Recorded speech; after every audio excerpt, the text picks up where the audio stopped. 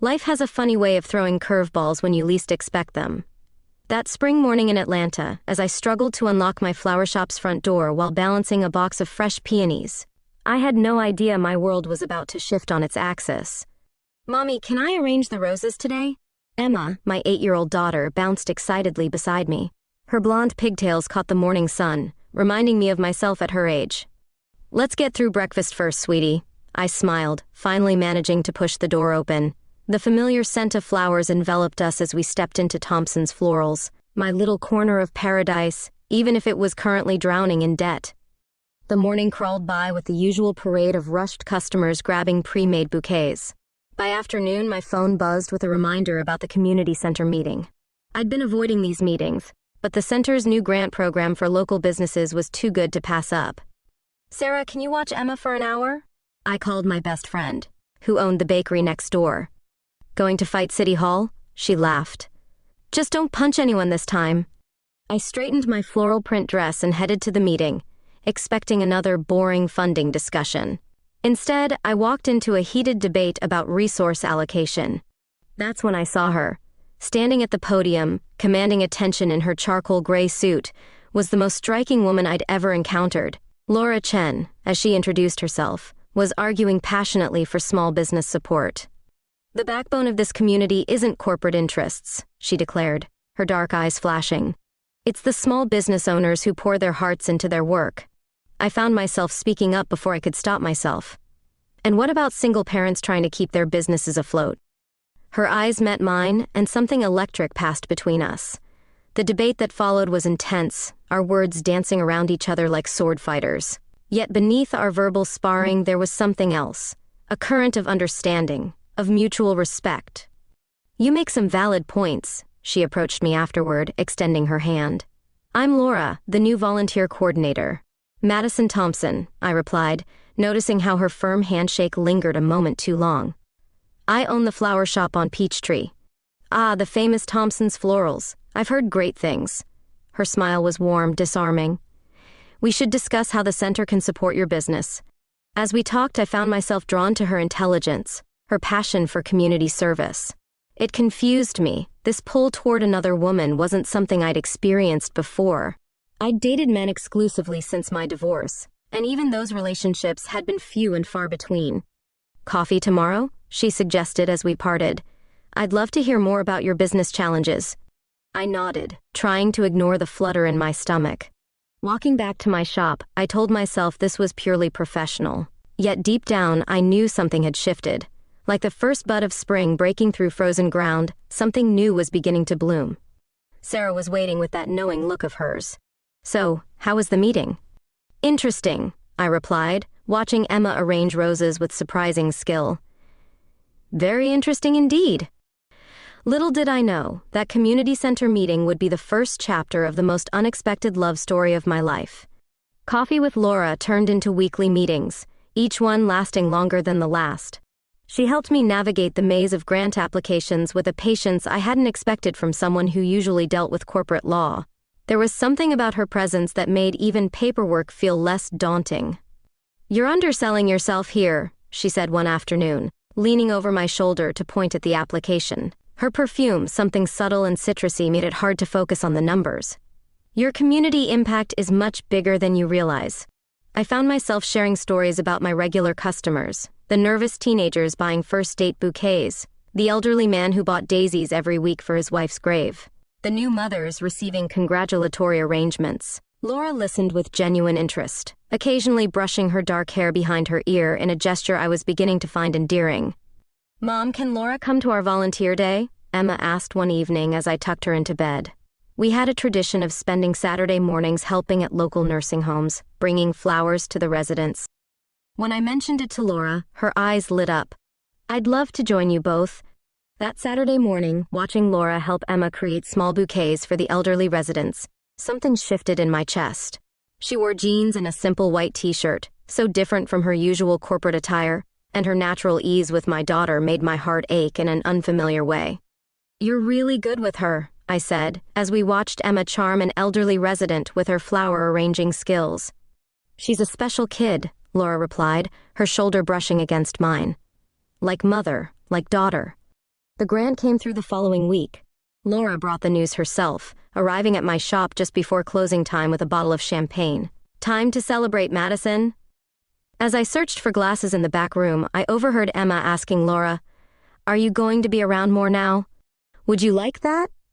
Laura's voice was gentle. "Yeah. You make Mom smile more." Their conversation made me pause. It was true. I had been smiling more lately. But it wasn't just about the grant.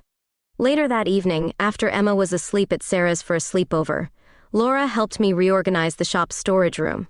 In the narrow space between shelves of vases and ribbons, we worked in comfortable silence until I reached for a box at the same time she did. Our hands touched, and neither of us pulled away immediately. The air seemed to thicken around us. Laura's brown eyes met mine, and I noticed a fleck of gold in them I'd never seen before. My heart hammered against my ribs as her fingers slowly interlaced with mine. "Madison," she whispered, her voice husky, "I should probably tell you something." But before she could finish, a crash from the front of the shop made us jump apart.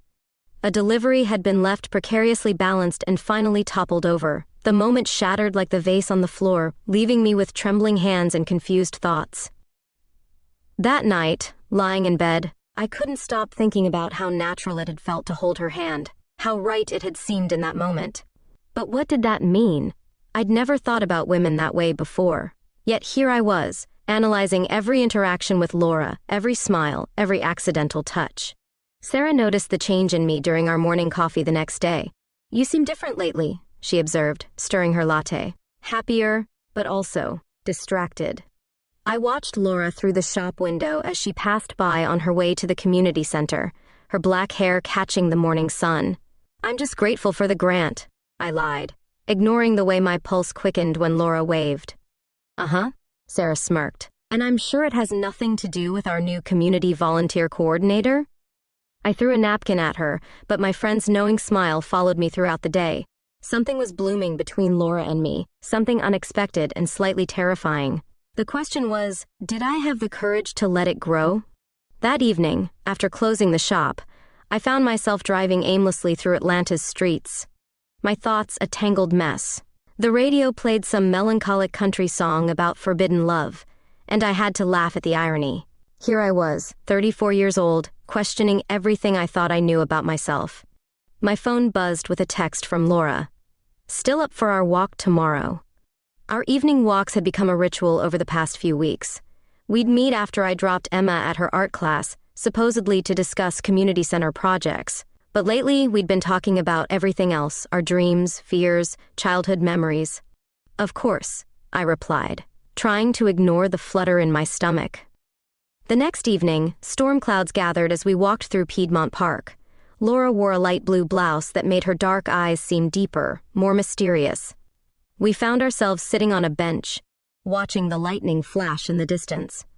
"Can I ask you something personal?" I ventured, heart racing. "Have you always known you were gay?" Laura finished with a gentle smile. "I figured it out in college. It wasn't some dramatic revelation, just a quiet understanding that women were who I wanted to be with." Thunder rumbled overhead as I absorbed her words. I've only been with men, but lately, the first drops of rain began to fall. Laura stood, offering her hand. "Let's get back to your shop before we're soaked." We didn't make it. The sky opened up halfway there, and we ran laughing through the downpour. By the time we reached the shelter of my shop's awning, we were both drenched. "Your hair looks like seaweed," Laura laughed, reaching out to brush a wet strand from my face. Her touch sent electricity through my skin. We stood there, breathless from running, water dripping from our clothes, and suddenly the air between us felt charged with possibility. "Madison," Laura whispered, her hand still on my cheek. "I think you know how I feel about you." "I'm scared," I admitted, my voice barely audible over the rain. "What if I'm wrong about what I'm feeling? What about Emma? What will people say? What are you feeling?" Instead of answering, I closed the distance between us. Her lips were soft, tasting of rain and something distinctly Laura. The kiss was gentle at first, then deeper as she pulled me closer. Everything else faded away, the rain, my fears, the world itself. When we finally parted, Laura rested her forehead against mine. "Wow," she breathed. "Yeah," I agreed, my heart pounding. That was perfect, she finished. Reality crashed back when my phone buzzed. Emma's art teacher asking if I was running late. I jumped back, suddenly aware of what I'd just done, what line I'd just crossed. I have to go, I stammered, fumbling for my keys. Emma.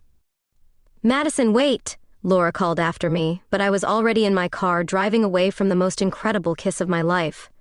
The next few days were torture. I avoided Laura's calls, threw myself into work, and tried to pretend nothing had changed. But everything had changed. I caught myself touching my lips, remembering that kiss. I saw Laura everywhere, in coffee shop windows, in passing cars, in my dreams. Sarah cornered me in my shop's back room after watching me jump at every customer entrance. Okay, spill it. What's going on with you and Laura? Nothing, I lied, arranging and rearranging the same bouquet. Bull. You've been acting weird since that rainy evening. Did something happen? I set down the flowers, my hands shaking slightly. We kissed. And? And it was amazing, I whispered, finally admitting it aloud.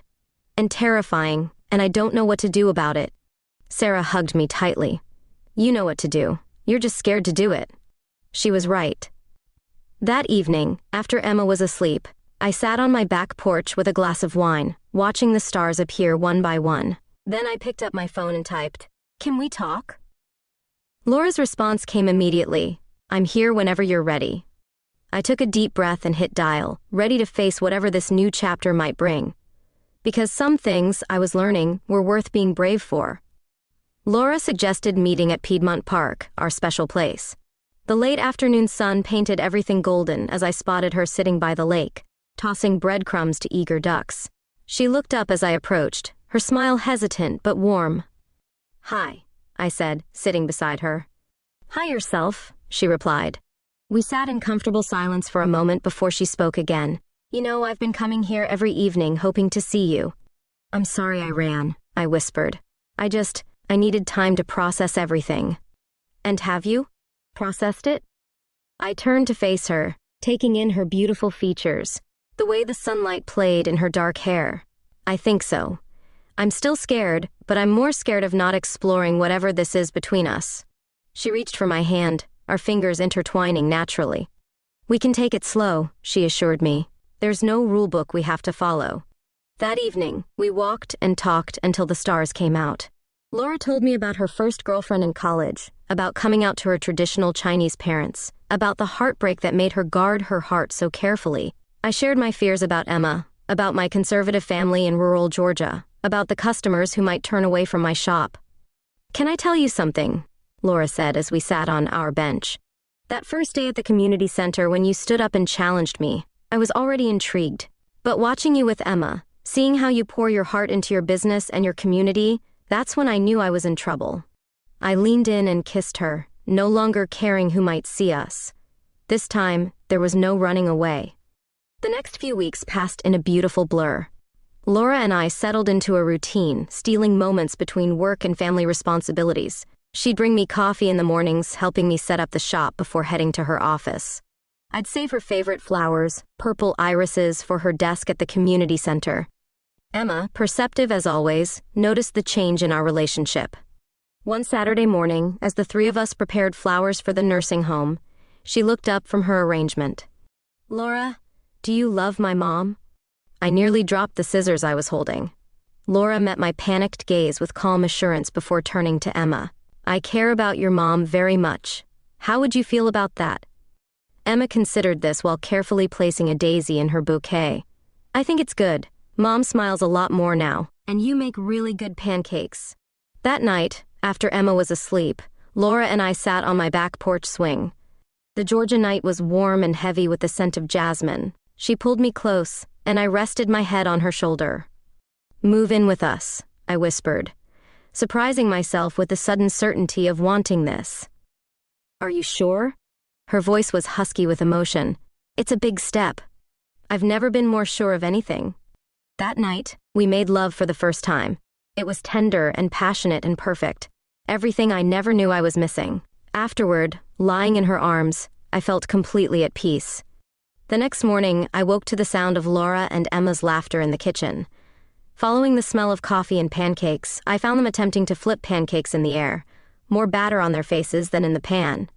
"Good morning, sleepyhead," Laura grinned, pulling me in for a quick kiss. "Ew, gross," Emma giggled, but her smile was bright and accepting. Later that day, as I arranged a wedding bouquet in my shop, Sarah stopped by with our usual coffee order. "You're glowing," she observed. "Love looks good on you. Is it that obvious?" "Honey, you practically have hearts floating around your head." She paused, then added more seriously, "I'm happy for you, Mad. You deserve this." I watched through the window as Laura crossed the street, probably heading to another community meeting. She caught my eye and smiled, and my heart did that now familiar flip.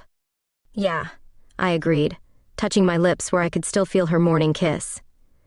"I think I finally found what I wasn't even looking for." But life has a way of testing the things we hold most dear. That evening, Laura's phone rang during dinner, and the look on her face as she answered it told me our perfect little bubble was about to burst. Laura's hands trembled as she set down her phone. The pasta on our plates grew cold as she explained her family's investment firm in Seattle was facing bankruptcy charges. Her father, always proud and independent, had finally called for help after exhausting every other option. "I have to go," she said, her voice cracking. "They need legal representation they can trust." "For how long?" I asked, already feeling the distance growing between us. "A few weeks, maybe months." She reached across the table, squeezing my hand. "I'll come back, Madison, I promise." Emma took the news hard, hiding in her room when Laura packed her suitcase the next day. I found our daughter clutching the dried flower crown Laura had helped her make last week. "Everyone leaves," Emma whispered, and my heart broke a little. The drive to the airport was quiet, heavy with unspoken fears.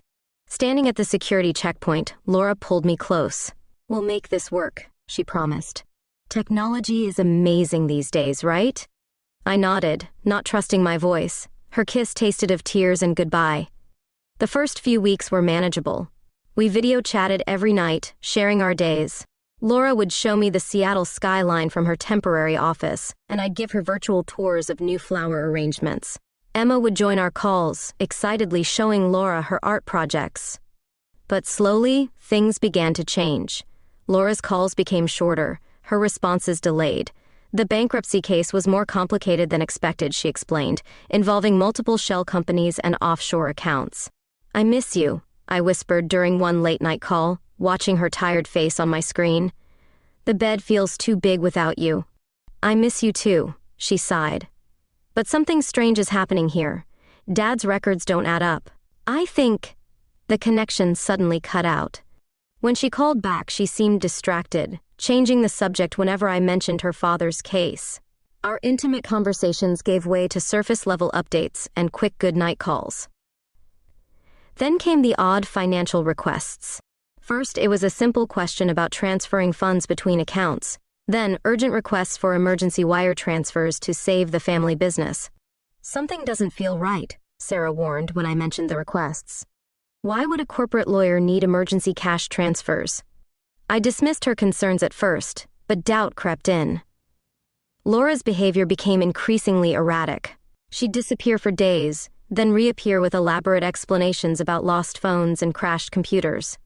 One night, unable to sleep, I Googled the Seattle law firm where she claimed to be working. The address she'd given didn't exist. Panic seized me. I tried calling her regular number, disconnected. The email address she'd been using recently bounced back my messages. Her social media accounts had gone dark. Emma found me crying in the shop's back room, surrounded by wilting purple irises I'd been saving for Laura's return. "Is Laura ever coming back?" she asked, her small voice steady. "I don't know, sweetie," I admitted, pulling her close. "But we'll figure it out together." That evening, I received a strange email from an unfamiliar address. The subject line read, "Urgent Laura Chen identity theft." The sender claimed to be from Seattle PD's cybercrime unit. My hands shook as I opened the message. The words blurred before my eyes. "Sophisticated identity theft ring, targeting LGBTQ individuals, emotional manipulation, significant financial fraud." I sat there, staring at my screen until it went dark, remembering all the little inconsistencies I'd ignored. The woman I loved was out there somewhere, possibly in danger, possibly being impersonated. Or worse, had everything between us been a lie? My phone buzzed with a text from an unknown number. Madison, please help. Can't explain now. Don't trust any calls or messages except this number. The signature was LC, followed by a private joke only Laura and I shared about the duck that had stolen our sandwich in the park. I stared at the message, my heart racing. Was this really Laura reaching out, or another layer of deception? Either way, I realized I couldn't just sit and wait anymore. The woman I loved, whether she was victim or perpetrator, had answers I needed. Setting my phone down, I walked to Emma's room and watched her sleeping peacefully. Then I called Sarah. I need a favor, I said when she answered. How do you feel about watching Emma for a few days while I take a trip to Seattle? The morning sun streaming through my apartment window illuminated the scattered evidence of my obsession printouts of Laura's emails, bank statements, and pages of notes. I hadn't slept properly in days, analyzing every communication we'd had since she left for Seattle. Sarah arrived early, coffee in hand, concern etched on her face. You look terrible. Thanks, I muttered, shoving papers into a folder. Are you sure you're okay watching Emma? Stop asking. Just promise me you'll be careful. She grabbed my arm. And Madison, don't empty your savings chasing ghosts. I hugged Emma goodbye, promising to bring her back a souvenir from Seattle. She squeezed me tight, whispering, "Find Laura, Mommy." On the flight, I reviewed everything I knew. The cybercrime unit's email had detailed a sophisticated scam targeting LGBTQ individuals through community centers and dating apps. The fraudsters would build emotional connections over months before manufacturing family emergencies requiring urgent financial assistance. But something didn't add up. Laura had never asked me for money directly. The request had come through increasingly desperate emails from her father, and that last text message. Only the real Laura could have known about that duck. My phone buzzed with another message from the unknown number. Don't go to the address I gave my community center. It's being watched. I texted back, prove you're really Laura. The response came quickly. First kiss in the rain under your shop's awning. You tasted like mint tea and said you were scared. My heart skipped. That detail had never been shared with anyone. Following the new instructions, I found myself in a small coffee shop in downtown Seattle. The barista handed me a note with my order. Back room, 2 p.m. At exactly 2, I pushed through the door to find Laura sitting alone at a table, her face pale and drawn. She looked up, tears filling her eyes. Madison, she whispered. I'm so sorry. I wanted to run to her, to hold her, but caution held me back. Explain. She told me everything. Her family's firm had indeed been in trouble, but not from bankruptcy. Her father had unwittingly become involved with a criminal organization using the business for money laundering. When Laura discovered the truth, they threatened Emma's safety if she didn't cooperate. They used my phone, my email, she explained, voice shaking. They wanted to use our relationship to funnel money. When I refused to help them target you, they cut me off completely. Why didn't you go to the police? I did, 3 weeks ago. That's why I had to disappear. The cybercrime unit has been building a case, but these people are sophisticated. They've already shifted their operation twice. A noise from the front of the shop made us both jump. Laura's hand found mine under the table, and despite everything, that familiar warmth spread through me. I know I've ruined everything, she whispered. But you have to believe me. What we have is real. Every moment, every kiss, every promise was real. I studied her face, searching for any sign of deception. Instead, I saw the same Laura who had helped Emma with her homework, who brought me coffee every morning, who had changed my life with a kiss in the rain. I believe you, I said finally. But no more secrets. We face whatever comes next together.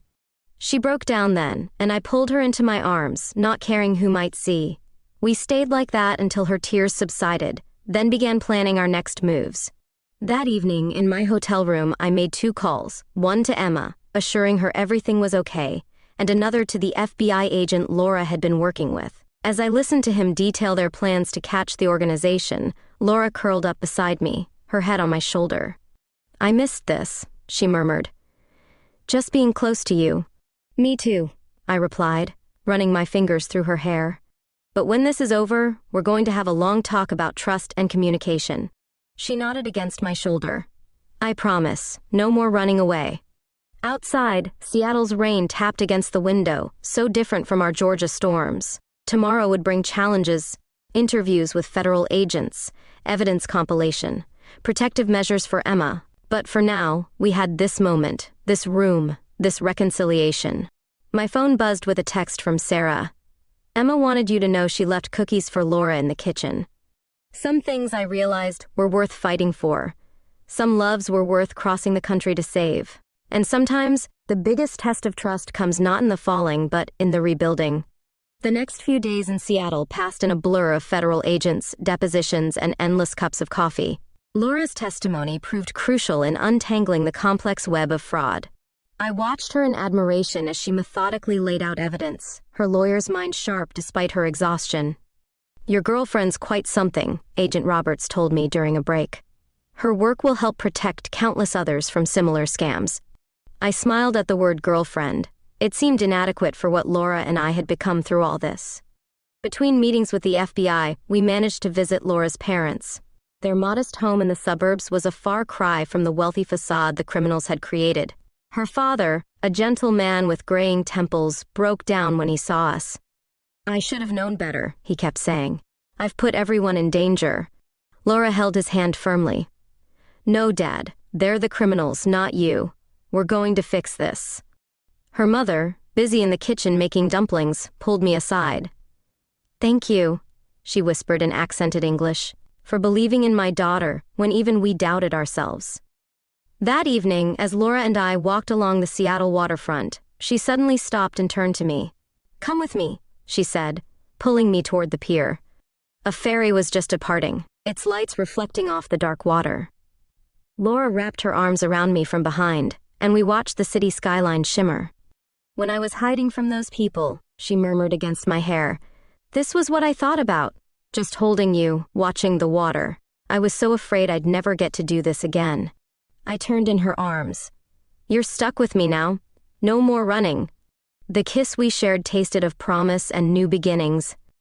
The breakthrough came 3 days later. The FBI's cyber team, using Laura's information, tracked the organization's main server. Within hours, arrests were being made across 3 states. "It's over," Laura breathed, watching the news coverage in our hotel room. "Really over." I called Emma that night on video chat, and her face lit up seeing us together. "Are you coming home now? Both of you?" "Yes, sweetie," Laura answered, squeezing my hand. "Both of us." The flight back to Atlanta felt different from my anxious journey west.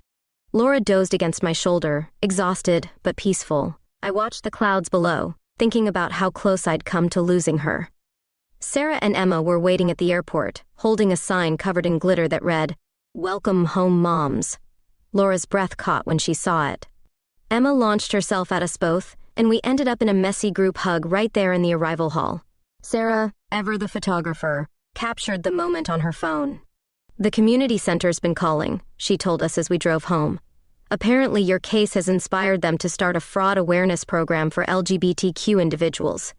Laura smiled. "Maybe something good can come from all this." That evening, after Emma was asleep, we sat on our back porch. The familiar Georgia humidity wrapped around us like a blanket, fireflies dancing in the darkness. "You know," Laura said thoughtfully, "when I first moved here, I never imagined I'd find a family." "Is that what we are?" I asked, though I already knew the answer. She pulled me closer. "You and Emma, you're everything. These past weeks made me realize I don't want to spend another day without you both." A week later, Laura testified via video conference at the preliminary hearing. The prosecutors were confident the case was solid. As she closed the laptop, I saw tears in her eyes. "Happy tears," she assured me, pulling me into a kiss. We did it. That night, we celebrated with a family dinner. Emma insisted on making her famous spaghetti, with Sarah joining us. As I watched Laura help Emma measure pasta portions, both of them laughing at some shared joke, I realized something profound. Sometimes love isn't just about the grand gestures or dramatic rescues. Sometimes it's about choosing each other every day, through criminal conspiracies and cooking disasters alike. And sometimes, the most beautiful love stories are the ones that survive the storm. "Mom," Emma called from the kitchen. "Laura's burning the garlic bread." "I am not," Laura protested. though the smell of slightly charred bread suggested otherwise. And just like that, we were home. All of us, together, exactly where we belonged. A year has passed since the Seattle incident, and life has settled into a beautiful rhythm. The flower shop is thriving, partly thanks to the publicity from Laura's case. Turns out, people love buying flowers from the store that helped bring down a criminal organization. Who knew? "Mom, have you seen my rainbow tie?" Emma called from upstairs. Today was the annual community center fundraiser, and my 11-year-old was determined to coordinate with the event's pride theme. "Check Laura's office," I shouted back, adjusting the centerpiece for the 100th time. The fundraiser was being held in our shop this year, and everything had to be perfect. Laura appeared behind me, wrapping her arms around my waist. "The flowers are beautiful, stop fussing," says the woman who reorganized her closing speech 15 times last night, I teased, leaning back into her embrace. The past year had brought changes, all good ones. Laura's fraud awareness program at the community center had become a national model, earning recognition from LGBTQ organizations across the country. She split her time between corporate law and community work now, finding a balance that made her eyes shine with purpose. Emma had blossomed too. Having two moms had made her more empathetic, more aware. She'd started a diversity club at her school, with Laura's proud guidance. The bell above the shop door chimed as Sarah entered, carrying a massive cake decorated with rainbow flowers. "Where's my favorite niece?" "Up here, Aunt Sarah," Emma called, finally emerging with the found tie. As guests began arriving for the fundraiser, I watched Laura work the room. She was in her element, sharing our story, inspiring others to support the community center's new initiatives. The way she spoke about our journey, from that first heated debate to the cyber fraud investigation, had everyone captivated.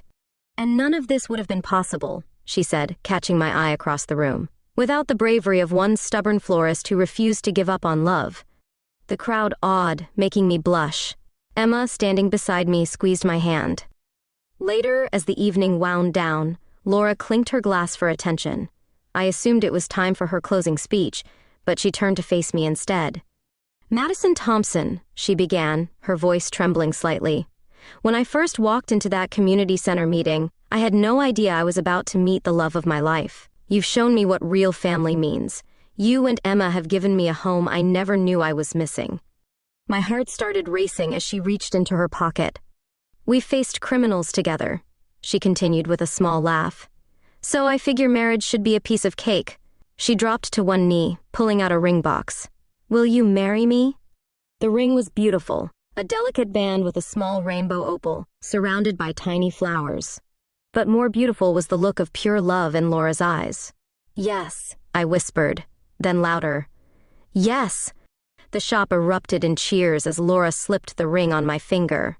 Emma crashed into us both, creating a group hug that soon included Sarah and half the guests. "About time," Sarah muttered, wiping tears from her eyes. Later that night, after Emma had fallen asleep on the couch and the last guests had gone home, Laura and I slow danced among the flowers. The shop smelled of roses and joy, if joy had a scent. "You know," I murmured against her shoulder, "when you first left for Seattle, I thought I'd lost everything." She pulled back to look at me, tucking a strand of hair behind my ear. "And now? Now I know some things are meant to be. Like fierce lawyers who challenge stubborn florists at community meetings. Like single moms who kiss strangers in the rain," she added with a smile. "Like families that find each other in the most unexpected ways," Emma's sleepy voice chimed in from the couch. Laura and I laughed, extending our arms to include her in our dance. As we swayed together in the dim light of my little flower shop, I realized this was more than a happy ending. It was a beautiful beginning. Some love stories start with a bang, others with a whisper. Ours started with an argument and ended with a promise. And somewhere in between, we created something rare and precious. A garden of love, blooming against all odds. "So," Laura whispered, "ready for our next adventure?" Looking at my ring, at Emma's sleeping face, at the life we'd built together, I knew the answer with absolute certainty. "With you? Always."